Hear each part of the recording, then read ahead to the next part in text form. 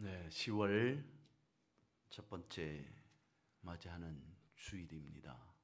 오늘 본문의 말씀을 보면 예수님과 그리고 세례 요한이 보낸 요한의 제자들과의 대화 가운데에서 예수님께서 대답하신, 말씀하신 그 한 부분에 해당하죠.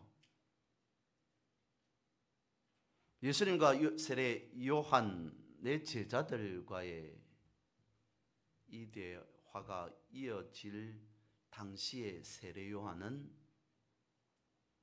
감옥에 갇힌 상태였습니다. 마가복음 6장 17절과 18절 말씀을 봅니다. 전에 헤롯이 자기가 동생 빌립의 아내 헤로디아에게 장가든 고로 이 여자를 위하여 사람을 보내어 요한을 잡아 옥에 가두었으니 이는 요한이 헤롯에게 말하되 동생의 아내를 취한 것이 옳지 않다 하였음이라. 이런 연유로 세례 요한은 옥에 갇히게 되죠. 그런데 중요한 것은 세례 요한은 예수님에 대한 말씀을 계속적으로 전해 듣고 있었습니다. 그러다가 자신의 제자 두 사람을 예수님께 보내서 다음과 같이 한번 물어보아라 라고 하는 질문을 하게 되죠. 무엇이냐면 누가복음 7장 18절 19절 말씀입니다. 요한의 제자들이 이 모든 일을 그에게 알리니 요한이 그 제자 중 둘을 불러 주께 보내어 이르되 무엇이라고 세례 요한이 예수님에게 가서 물어보라고 하셨냐면 오실 그이가 당신이오니까 아니면 우리가 다른 일을 기다리오리까 하라 하매 이것을 물어보라고 말했다는 겁니다. 이 말이 무엇을 의미하겠습니까? 세례 요한 자신은 옥에 갇혀 있으니까 움직일 수 없습니다. 자신의 제자들을 불러서 예수님께 가서 예수님, 지금까지 우리가 메시아를 기다리고 있는데 예수님께서 메시아가 맞습니까? 오실 그이가 당신이오니까 아니면 예수님은 메시아가 아니기 때문에 다시 우리가 다른 일을 기다려야 합니까? 또 다른 메시아를 우리가 기다려야 하는 게 맞습니까? 라고 하는 것을 세례 요한이 알고 싶었다는 겁니다. 이것은 무엇을 의미하냐는 것이죠. 세례 요한의 마음에 변화가 생겼다는 겁니다. 세례 요한은 어떤 사람입니까? 그는 이 메시아를 기다렸던 인물입니다. 어떻게 보면 태어났을 때부터 그에게 주어진 사명이 있습니다. 메시아를 기다리면서 메시아가 오기 전까지 모든 상황을 정리하고 즉 예비하는 자로서의 사명, 그런 삶을 세례 요한은 살아왔습니다. 준비해 왔습니다. 예수님을 바라보시고 드디어 메시아가 오셨구나 라고 하는 것을 확신하였습니다. 그런 사명을 가진 자가 세례 요한이었습니다. 감옥에 갇혀서까지 그는 예수님은 메시아이시다 라고 하는 것을 확신하고 있었는데 어느 순간의 순간부터 그의 마음의 심경의 변화가 일기 시작합니다. 무엇이라고요? 오늘 본문의 앞에 있는 누가복음 7장 18절과 19절에 있는 그 말씀과 같이 세례 요한은 이런 생각을 하기 시작합니다.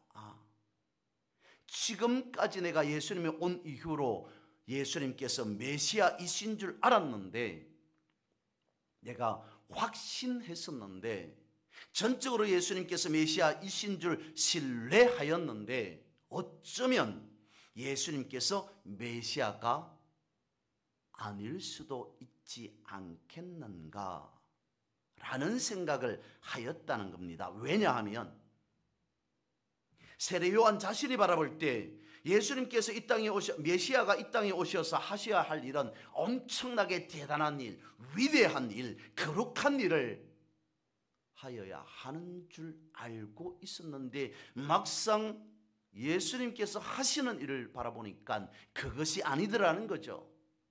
엄청나게 거룩한 하늘의 원대한 어떤 일을 하실 줄로 알았는데 하늘의 것을 구하고 찾고 사람들에게 증거해 줄 알았는데 예수님께서 행하시는 모습을 바라보니까 오히려 하늘의 것이 아닌 땅의 것만을 추구하는 자로 세례 요한의 눈에는 비쳤다는 겁니다. 그래서 그는 의심하기 시작합니다. 마음이 혼란스러워졌습니다. 예수님은 메시아가 아닐 수도 있겠구나. 하늘의 것을 구하는 것 같지 않고 땅의 것만 생각하는 것 같으니까 세례 요한의 마음에 이제 다시 다른 일을 우리가 진짜 오실 메시아를 우리가 기다려야 하는 것 아닌가라고 하는 생각에까지 이르게 되었다는 겁니다. 예수님 세례 요한의 이런 생각에 대한 대답은 어땠습니까? 오늘 본문의 말씀 그 앞의 모습에도 마찬가지입니다. 대답은 간단했습니다. 하지만 예수님이 오늘 본문의 말씀에 있는 예수님의 이 대답 안에 세례 요한이 깨달아야 할 모든 것이 다 들어가 있더라는 것이죠. 오늘 본문의 말씀에 대해서 살펴보기 전에 우리가 다시 한번 생각해 보아야 할 것이 오늘 본문 앞절에 나오는 말씀입니다. 세례 요한이 자신의 제자들에게 시켜서 예수님께 이와 같은 것을 한번 물어보아라, 확인해 보아라. 그래야만이 내가 옥에 갇혀서도 내 속이 시원하겠다 라고 하는 취지로 자신의 제자들을 보내서 예수님께 묻도록 했습니다. 그러면 무엇인가 예수님께서 세례 요한의 그러한 의구심, 심정의 변화를 깔끔하게 한 번에 해소시킬 수 있는 말씀을 하실 줄 알았는데 예수님은 덤덤했습니다. 지금까지 해오시던 그러한 모습 그대로 하셨습니다. 대답을 하시기 전에 그들의 삶을 행하고 있었습니다. 세례 요한이 무엇을 알고 싶어 하시는지, 무엇을 알고 싶어 하는지, 그리고 세례 요한의 제자들이 와서 묻는 그 말이 무엇인지 예수님께서 너무도 잘 아시면서도 정확하게 물은 그 말에 대한 의도를 들어서면서도 예수님은 변함없이 똑같은 행동을 그대로 하고 계셨습니다.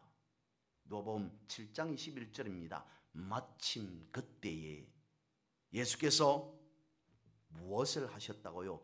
질병과 고통과 및 악귀 들린 자를 많이 고쳐주시며 또 많은 맹인을 보게 하신지라.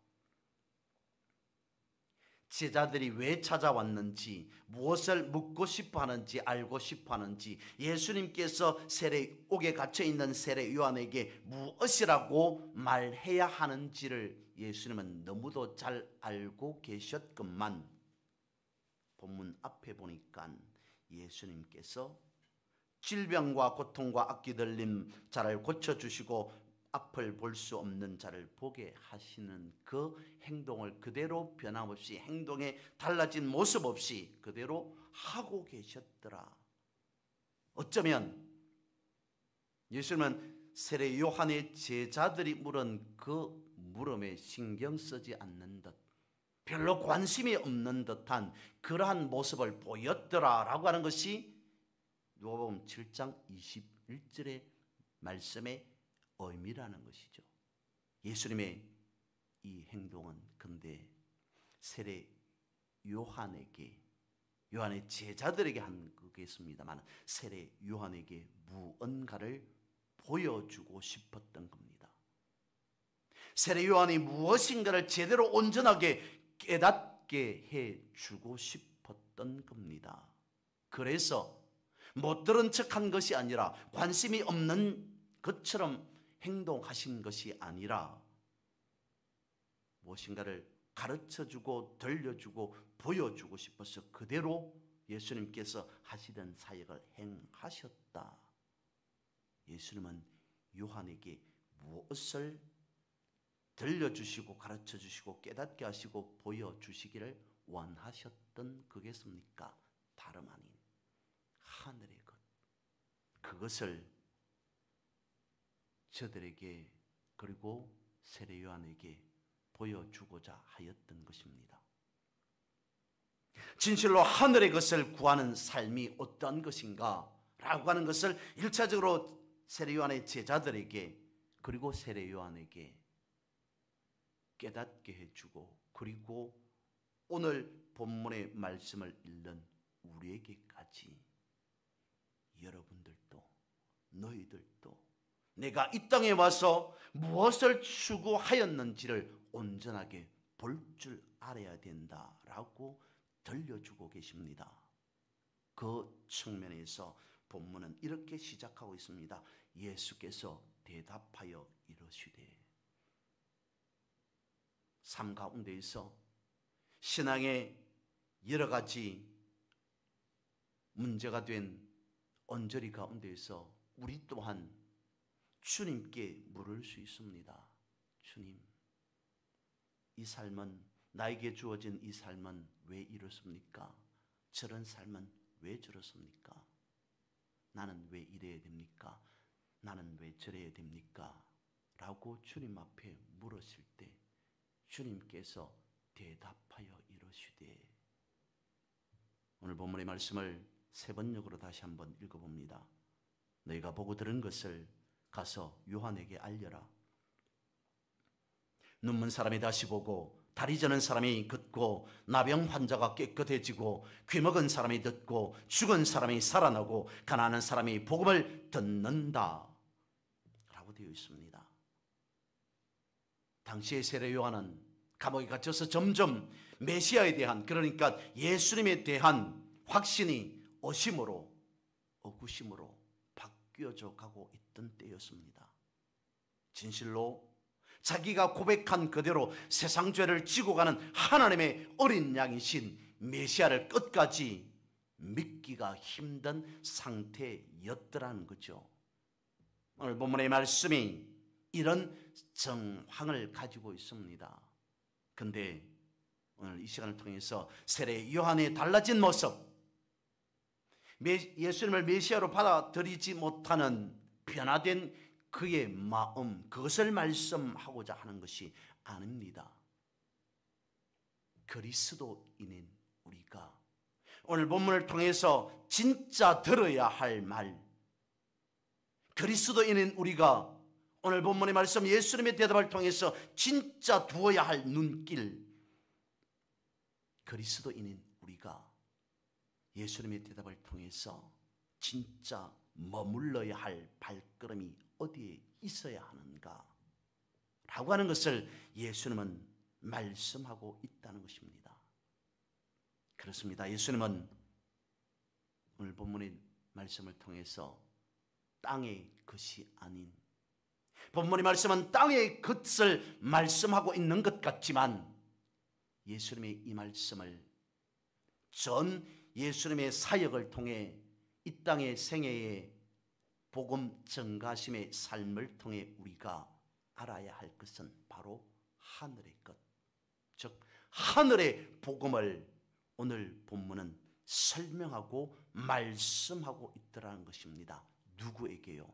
당시의 세례 요한에게, 그리고 오늘 우리에게 말입니다.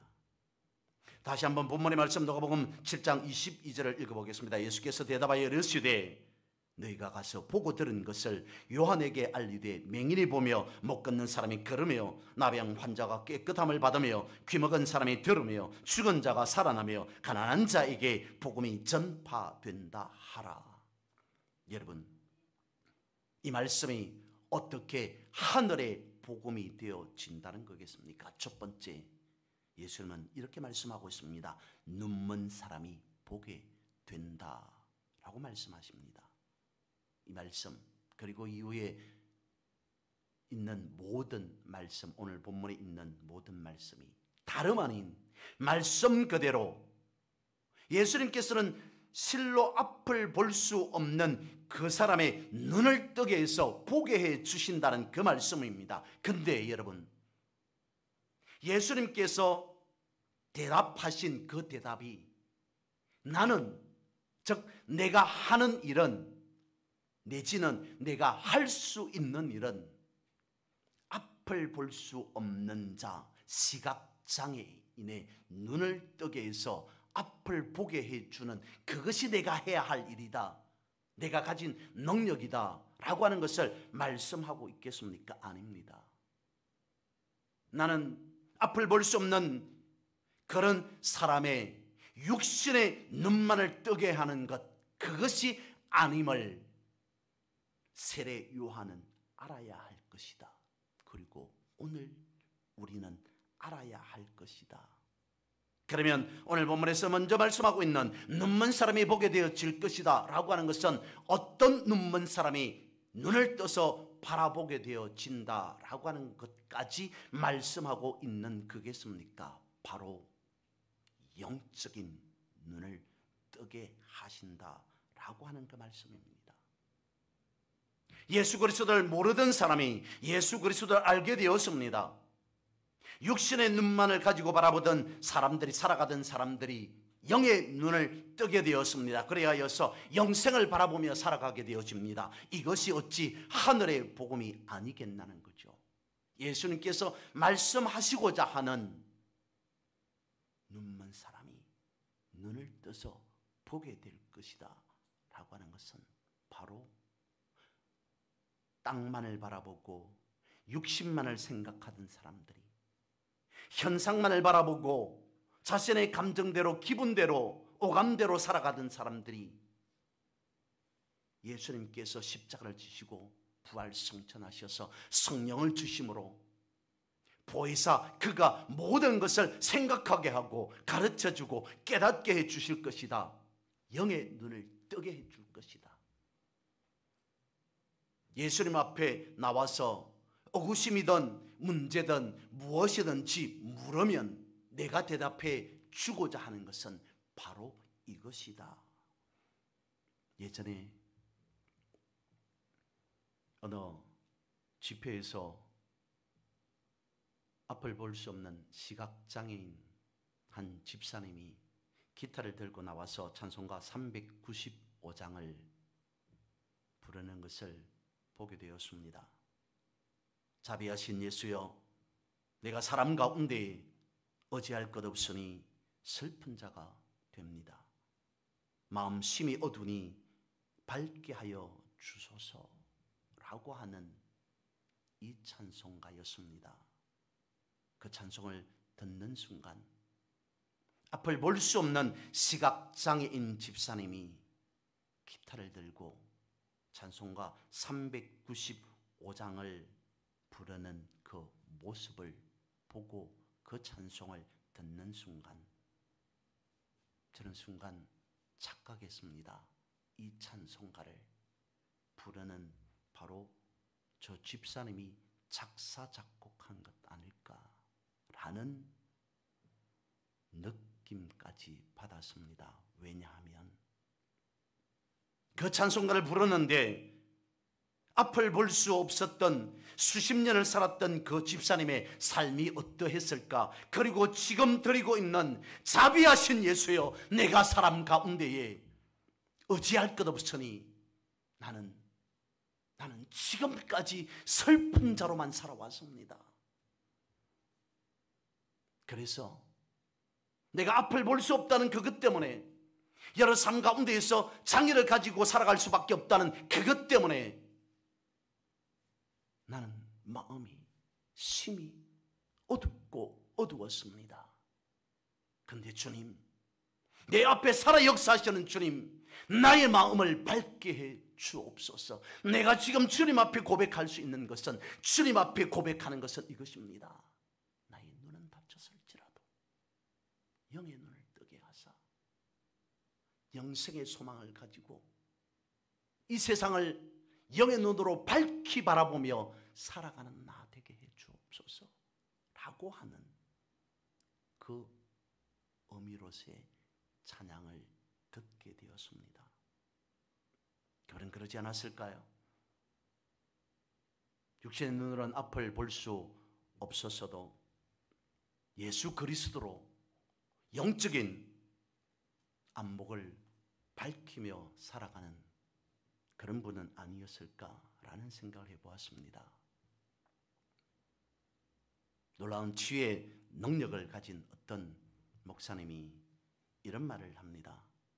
예수님께서 오늘 본문의 말씀에도 있습니다만 본문 앞에도 그렇고 본문의 말씀에도 그렇게 말씀하고 있습니다만 예수님께서 2000년 전에 오셔서 여러 가지 많은 치유의 능력을 행하시는 가운데에 특별히 귀신을 쫓아내었다라고 하는 말이 있습니다.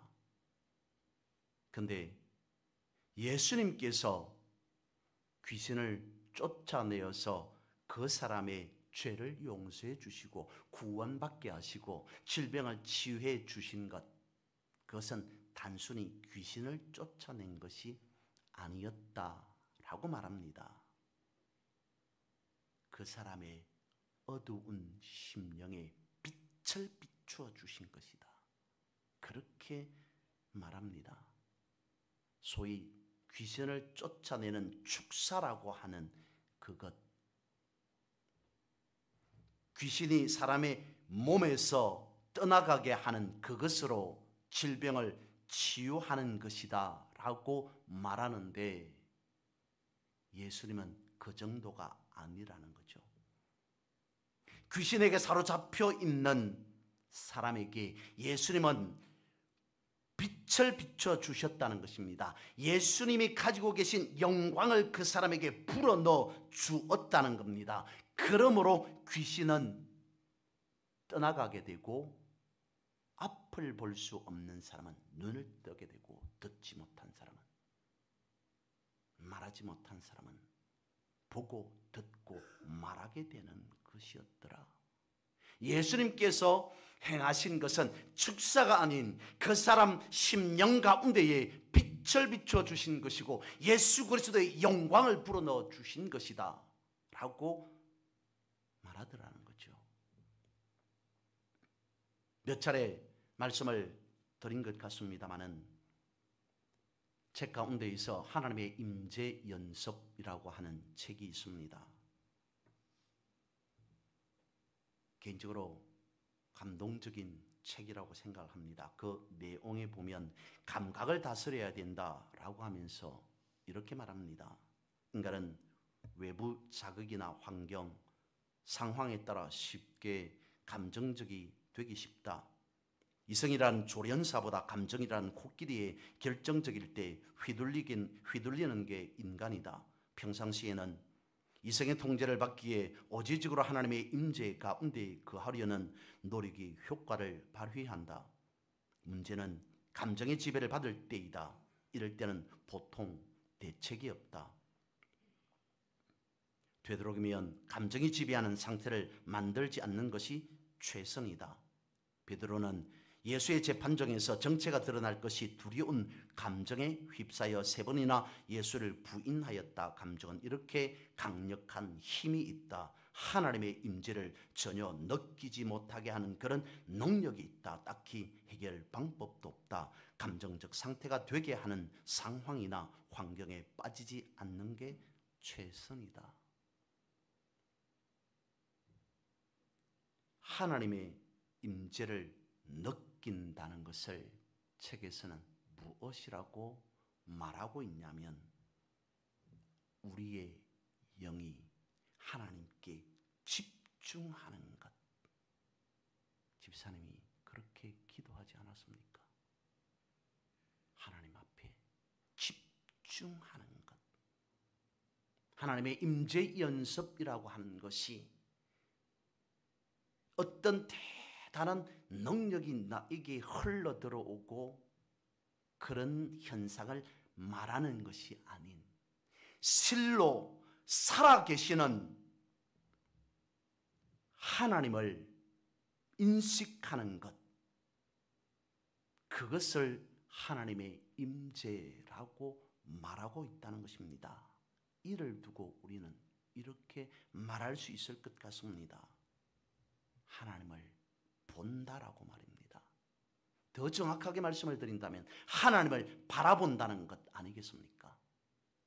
하나님의 임재라고 하는 것은 하나님을 향해 집중하는 것, 살아 역사하시는 하나님을 내 삶 가운데에서 온전하게 받아들이는 것, 그것을 두고 하나님을 바라봅니다 라고 말할 수 있지 않겠냐는 겁니다. 오늘 우리가 지금 이 시간 하나님의 임재를 느끼며 예배합니다. 하나님의 임재를 느끼며 예배드린다는 것은 다시 말씀을 드리면 하나님께 집중한다는 겁니다. 하나님 앞에 집중한다는 것은 다름 아닌 영적인 시각으로 하나님을 바라본다는 것 아니겠습니까? 두 번째로는 못 걷는 사람이 걷게 되어진다라고 말씀하고 있습니다. 예수님이 오시기 전까지 사람들은 그랬다는 것이죠. 제대로 걷지 못하는 사람들이었습니다. 제대로 서 있지 못하는 사람들이었습니다. 왜냐하면 모래 위에 집을 지었기 때문이었습니다. 올바로 걷지 못하는 사람들이 많았습니다. 좌우로 흔들리며 살아가는 그런 사람들이 예수님께서 증거하신 그 말씀에 의지하여 이제는 모래 위에가 아닌 반석 위에 세워진 삶을 살아가게 된다는 것입니다. 그것이 못 걷는 사람이 걷게 되어진다는 것을 말씀하고 있더라는 것이죠. 세 번째로는 나병 환자가 깨끗하게 치유되어진다라고 말씀하고 있습니다. 당시에 나병이라고 하는 한센병은 어떻습니까? 천벌이다. 하나님께서 그 사람이 내지는 그 조상들이 엄청난 큰 죄를 지었기 때문에 받는 천형과 같은 천벌이다 라고 인식하고 있던 때였습니다. 다시 말하면 엄청나게 큰 죄를 용서받지 못하는 죄를 지은 사람에게 나타나는 질병이라고 생각하였습니다. 다시 말씀을 드립니다. 용서받지 못할 죄를 몸에 지니고 살아가는 사람, 정결하지 못한 부정한 사람, 가까이 하여서는 안 되는 사람, 사람 취급받지 못하는 사람. 그런데 예수님은 무엇이라고 말하고 있습니까? 이런 나병 환자가 깨끗하게 치유되어진다.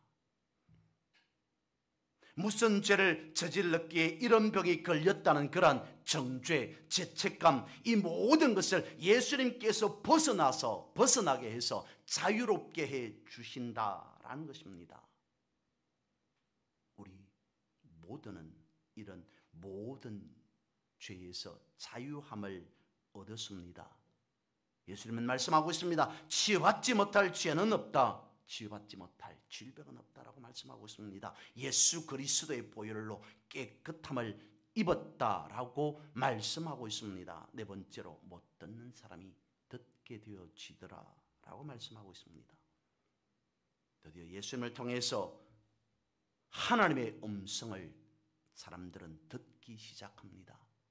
세상의 소리만 듣던 귀는 닫히고 말씀이 들리기 시작합니다. 육신의 귀로 듣던 사람이 이제는 영으로 듣게 되어집니다. 주님의 음성을 들음으로 모든 삶이 회복되어지기 시작합니다. 이런 이야기가 있습니다. 어떤 한 사람이 하나님께 말싸움을 걸었습니다. 무엇이라고 하나님 앞에 요구하였냐면, 하나님, 예전에 오래전에 모세한테 했던 것처럼 나의 눈앞에서도 떨기나무에 불이 붙게 해주십시오. 그러면 제가 온전하게 주님을 따르겠습니다. 여호수아를 통해서, 여호수아의 군대를 통해서 성벽을 무너뜨린 것처럼 제 눈앞에 성벽이 무너지게 해주십시오. 그러면 제가 여호수아처럼, 여호수아 군대처럼 저도 싸우겠습니다. 예수님께서 갈릴리에 행하셨던 거친 파도를 잔잔케 하신 것처럼 제 눈앞에서도 그런 엄청난 파도가 잔잔해지게 해 주십시오. 그러면 제가 주님이 무슨 말씀을 하시든지 그 말씀을 듣고 따르겠습니다 라고 하더랍니다. 그런데 하나님은 그 사람의 요구를 들어주었습니다. 떨기나무 옆에 성벽 근처에 바닷가에 앉아서 하나님이 말씀하십니다. 하나님은 그의 모든 것을 다 듣고 응답하셨습니다. 하나님은 불을 보내주셨습니다. 그런데 떨기나무의 불이 아닌 그의 심령에 불을 주셨습니다. 하나님은 벽을 무너뜨렸습니다. 그런데 돌로 만든 벽이 아니라 죄의 벽을 허물었습니다. 하나님은 폭풍을 잔잔케 하셨습니다. 그런데 바다의 폭풍이 아닌 그 영혼에 있는 폭풍을 잔잔하게 해 주셨습니다. 그리고 난 뒤에 하나님은 기다리셨습니다. 그의 요구에 반응하셨습니다. 들어주셨습니다. 그리고 하나님이 이제 기다리십니다. 기다리셨습니다. 기다리십니다. 기다리고 또 기다렸습니다. 그는 아무런 반응이 없습니다. 왜냐하면 그 사람은 여전히 자신의 눈앞에 떨기나무에 불이 붙기를, 돌의 성벽이 무너지기를, 일렁이는 파도가 잔잔해지기만을 바라보았기 때문이었습니다.